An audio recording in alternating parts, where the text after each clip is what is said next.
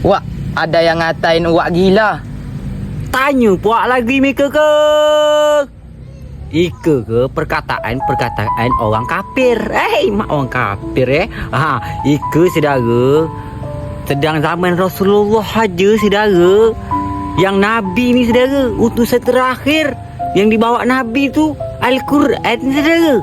Al-Quran. Sedangkan Nabi aja dicakap orang gila saudara. Ikalah ajaran kita tu, dari pengajaran dari Rasulullah.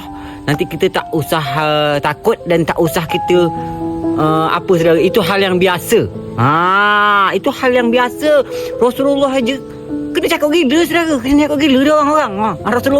Rasulullah saudara, kekasih Allah pula lagi. Apa lagi kita pengikut dia saudara, berabat-rabat lagi zaman dia saudara. Biasalah kalau moncong-moncong orang macam gitu saudara ya. Mereka pening.